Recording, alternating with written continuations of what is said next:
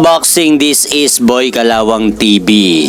So, nagbigay na po ng pahayag ang trainer ni former undisputed world super middleweight champion Canelo Alvarez na si Eddie Reynoso sa magaganap na rematch ng kanyang alaga na si Canelo Alvarez kay Terence Crawford.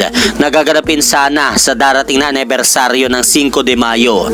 Kaya po ngayon, ayon po dito mga idol kay Eddie Reynoso sa naging pahayag dito na balak muna nilang magpahinga muna sa boxing sa darating na buwan ng Mayo sa sunod na taon, at target na lang daw nilang gawin ang magaganap na rematch ni Crawford at Canelo Alvarez sa darating na lang na buwan ng Setyembre. At speaking Terence Crawford mga idol, may inilabas nga pong footage ng video ng sparring nila Timothy Bradley at Terence Crawford kung saan nag-sparring nga po silang dalawa ni Terence Crawford mga idol.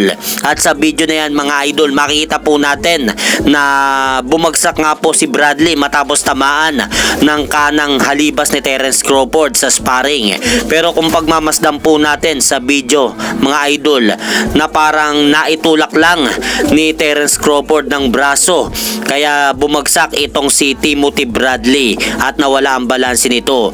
Dahil kung titignan natin sa pagkabagsak ni Bradley mga idol, makikita natin natukod pa ang mga boxing gloves ni Timothy Bradley sa canvas at para bang ayaw nito makita sa video na nadulas ito at nawalan ng balanse.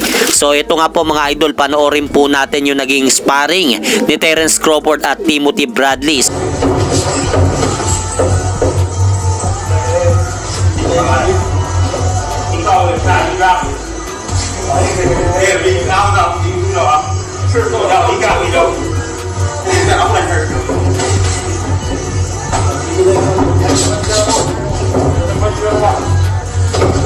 At hanggang dito na lang po muna ang aking update sa mga aganapan sa mundo ng boxing. At syempre mga idol, huwag nyo rin pong kalimutan, pakisuportahan nyo naman po muna ang ating munting channel. Maraming salamat.